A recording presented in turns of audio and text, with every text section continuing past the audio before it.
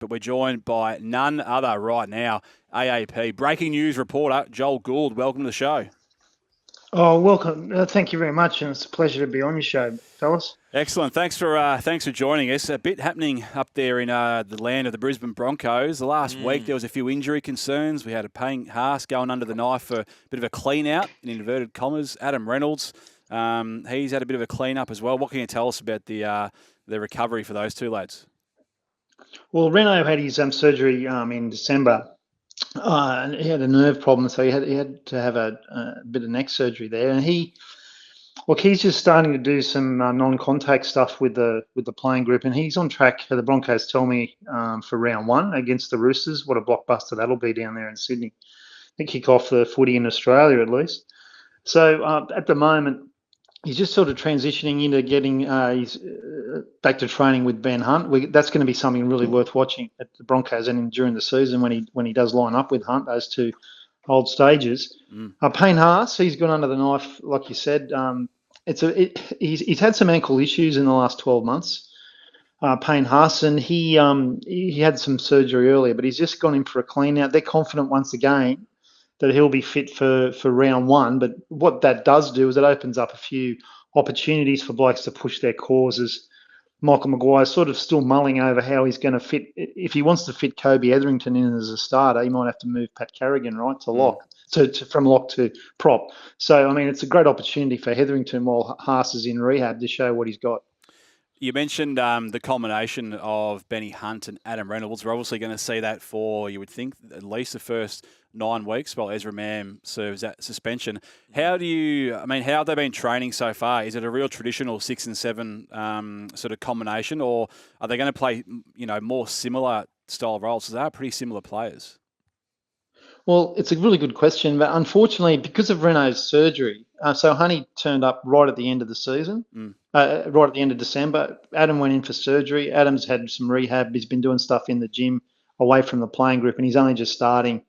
We haven't really seen the Reynolds Hunt combination as far as ball work goes, but I'd imagine it'll be one on the left, one on the right. I mean, both of them have played. Ben can play either side. Renault's obviously been a right side player for the Broncos. Yeah. In his combination there with Kotoni, Staggs, etc. So, I mean, I'd imagine that Ben Hunt will go onto the left and Renault would stay on the right, but it wouldn't matter if they wanted to swap it around, they could. But of course, Renault's played. I mean, he's had so long playing with Cody Walker. He's pretty much entrenched there, and he's the captain. So I don't think you'd probably move him. But like you said, yeah, those two guys will be playing in the halves for the first 9 weeks, and I just see it as a traditional left-right combo.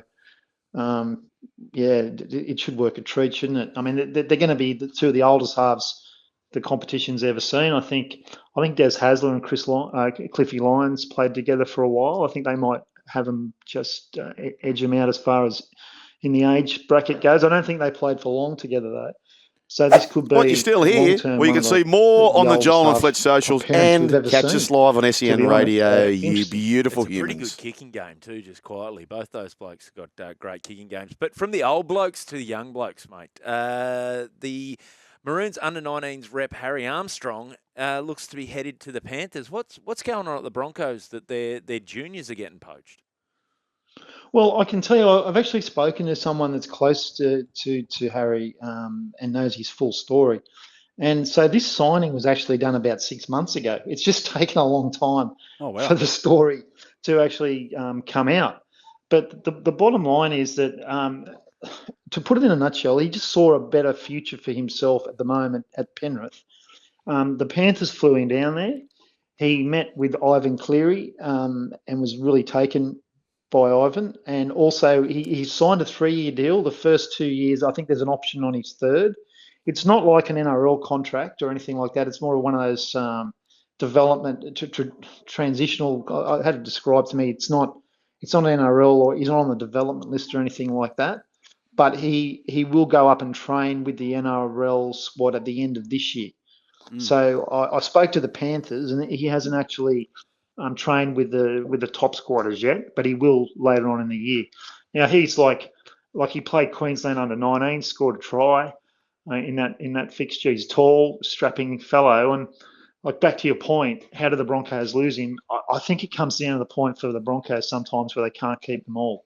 And we've seen this with their emerging origin, sorry, not origin, their emerging squads that come through that program they have.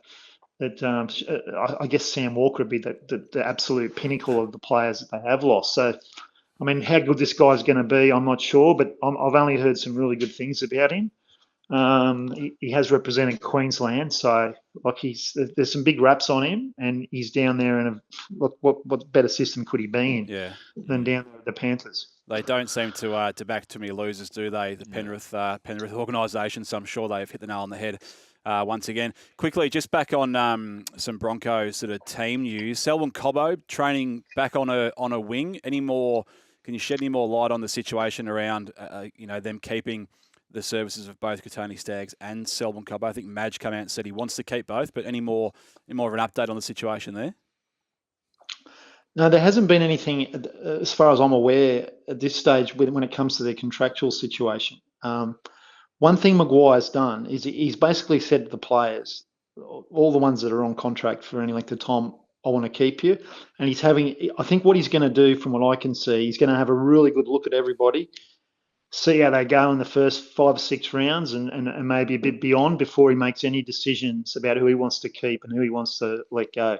What we've seen so far from him is he hasn't allowed anyone to leave. So I don't think it's the time where the Broncos are going to be throwing a whole lot of money at Selwyn Cobbo to keep him. I think Selwyn Cobbo would want to stay at the Broncos, given his family situation that he has close by in Cherbourg. But I don't see that there's a rush for it, to be honest. And I think Michael will want to have a look. I've got no doubt that Staggs would be their number one. I think he's in the leadership group, Kotoni Staggs. He's always wanted to be a Bronco. I think Cobbo's probably the one that might move on if one of them did. But I just don't see that being something that Michael Maguire's looking at right now.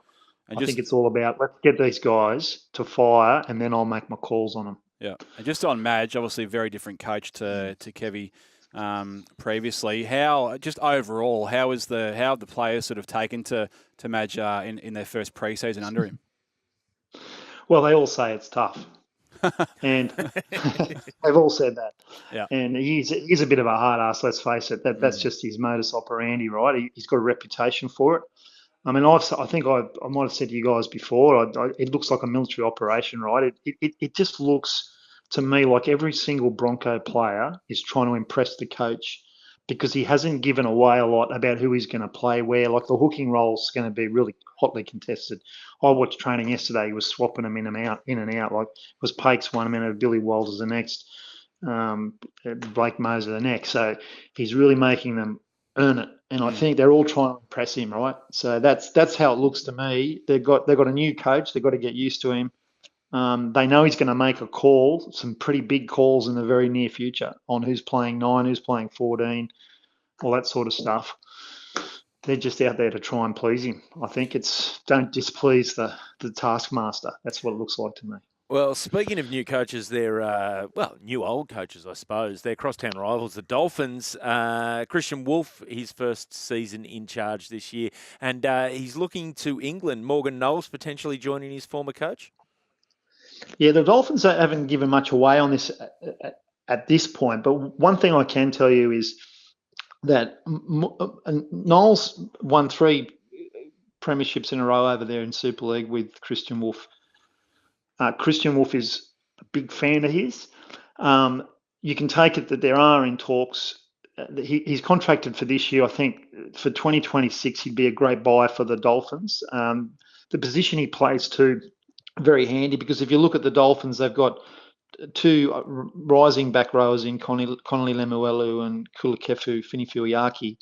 They have 2 old stagers in Felice Kafusi and Kenny Bromwich, who are sort of transitioning into that middle forward role. So Knowles would be a very good pickup. They've got that combination coach player, and I think where there's smoke, there's fire with this one. And I reckon it's just a matter of watch this space and wait for when the Dolphins do end up signing him. That's what it looks like to me. And my mail is there's a lot of interest there, and there's been some talks going on for a while. And so Christian Woolf officially takes the hot seat, although a lot of the external sort of chat has been, well, he's been coaching the side, regardless of not being officially the head coach. But it's now official. Firstly, like how much of that is true? Because it feels like it's been said. Certainly down here, we're hearing that. And secondly, also, what can we expect from Isaiah Katoa this year? Started the year well, obviously still really young. Was left out of the side towards the back end of the year. What can Dolphins fans expect there? Well, to your first point, like with Wayne, the great thing about Wayne Bennett is he's never feared someone's going to take his job, right? So he's been a great delegator, and he knew when he recruited Christian Woolf that he had a loyal lieutenant that was going to do the job. So yes, Wayne's been a good delegator, and he certainly allowed Christian Woolf to do a lot of work. But I mean, Wayne was the head coach at the Dolphins, and when it came to the key decisions, he was the one that made them. But yeah, Woolf definitely is ready for this position. I don't think the Wayne Bennett curse is going to affect him. But back to Katoa, Katoa spoke a couple of weeks ago about the disappointment that in his own game in some areas that he wants to improve. Like he looks himself in the mirror and doesn't see all the good things. He sees the things he needs to work on. And I just think we're going to see him go to another level. And it's about being consistent in those big moments. He spoke about the game in Penrith where Nathan Cleary landed the golden point field goal to win the game when Isaiah had an opportunity to do so, but didn't. He actually put a cross-field bomb in. That's something he actually pinpointed that himself in the interview and said, I need to learn from that. And when you hear him speak, you think he's 30. He's that sort of guy, like he's so mature for his age. And I think that experience in the Pacific Cup's only going to help him. He iced the game against New Zealand to win it, with the field goal, and then he had his moments in the other games against Australia. But definitely the best young playmaker, apart from Sam Walker, I think, in the NRL, and did. And I mean, those two guys are probably ahead of him, but Katoa could be like a decade-long player, couldn't he, at the Dolphins? It's like they got their man. They didn't get their Cameron Munster, but they got Isaiah Katoa, and he could be there for a full decade, play 300 games of NRL. Is that sort of player, I think. Mate, lots of talk about the expectations of the Broncos this year. How do you see, what are your expectations for the Dolphins, how they're going to fare this year? Are you seeing a top 8 side, or are you seeing maybe a bit of a slide? Well, it's really interesting. I was talking to a guy that's involved with a lot of decisions that go into odds, making odds. And if you look at the odds, the Dolphins are pretty short odds to lose the most games for the season, finish in the bottom 4. Their pundits, tipping them to win 1 out of the first 6 games. Like, there's no love for the Dolphins anywhere. And I was talking to this guy. I said, why? What is it, considering the way they've recruited? And he said to me, it comes back to the Wayne Bennett curse. That if you look at history, nobody's been successful really following in Wayne's footsteps. And so that's the reason there's no love for the Dolphins, and everyone thinks they're going to go backwards. But I think it's going to be water for ducks back to Woolf. I really do. It's chalk and cheese though. Like this situation now where Wayne's moved on from the Dolphins is just so different to any other club that he's left in the past. So it's hard to. I agree with you, Joel. It's hard to draw that same conclusion. Like, it does feel like the public is pretty quick to just put a line through him. Oh, exactly. Like, this is a guy that's won. He's won Super League titles consecutively. He's taken Tonga to become a powerhouse in rugby league, and the players have come across to play for him. So, mate, I honestly think that he's got the respect of the players, and I think it's a different situation to what Wayne's left in the past. I guess the proof will be in the pudding. And the other thing I like about the Dolphins, and it's not just because I go there every week, a couple of times a week, I like their recruitment. I like Kulakefu on the edge, I like Daniel Saifidi. I think he's going to add a bit of grunt to them. I just like some of those forwards that they've brought in, and I just think some of the other guys are only going to get better. Like Farnworth. I mean, who knows how good he's going to be? He's got to be right up there with Stephen Crichton as one of the best centres in the world. and Hamaso Tabuai-Fido. Like there's growth in him too. I think he can be a lot better at setting up other people. He's great at doing things himself, but he could probably learn a bit from his Origin coach about how to set up others. I just see. I might be proven wrong, but I will be putting the Dolphins in my top 8. I'll have them there for sure. Now, mate, I believe on Friday it'll be the 1995 Maroons reunion. 30 years since Fatty Horton's Neville's led the clean sweep. Have you got Have you got an invite? Are you going to go down with the pen and paper and just jot a few notes down that you'll be able to pass on to us, mate? Well, this is one of the toughest invites to get. From what I've been told, there's no media table. It's just for the players and the partners, right? But from what I've been told by the QRL, we're going to have about an hour where we can pull some of these old legends out and have a chat to them. Billy Slater will be there. Choppy Close, who was obviously the manager of the Queensland team in '95, and nearly all of the players that played in it, including the captain, the great Trevor Gilmeister, and all those blokes that are iconic sort of players, aren't they, in the Queensland Origin firmament. They're all going to be there. The stories, there's just that series is full of so many stories, right from Fatty thinking Ben Ikin was there looking for his autograph, not knowing who he was, right through to Gilly coming out of a hospital bed and on a drip to play in the decider, and then going back to hospital for another 2 days, whatever it was. There was the big brawl. There was the speech by Choppy where he started to blubber, and I think he said to me the other day he was like Mumbles out of Dick Tracy. Like he just got so emotional and had to sit down about what it meant to be a Queenslander. And Robbie O. Davis said, "Give me a jersey now. Let's go out and play these so-and-sos," and there were a few expletives thrown in. I mean, the stories are endless. I just hope there's enough 4X behind the bar, because that could be absolutely anything, that function. Well, I can tell you guys, there's going to be a lot of 4X behind the bar because it's at the 4X brewery. Oh, there you go. Perfect. The absolute that's perfect. That's where it's going to be. The absolute perfect setup. I think we'll all be sniffing around outside trying to get into that, because that'll be one hell of a party. Joel, Gould, we'll go to the way. I'll let you go. Thanks again for joining us to chat all things Broncos, Dolphins, everything rugby league. Really appreciate it. Oh, great to be with you guys. All the best. You're still here? We'll see more on the Joel and Fletch socials and catch us live on SEN Radio. Because if you don't, you're an A grade. But if you do, you're the absolute Mickey.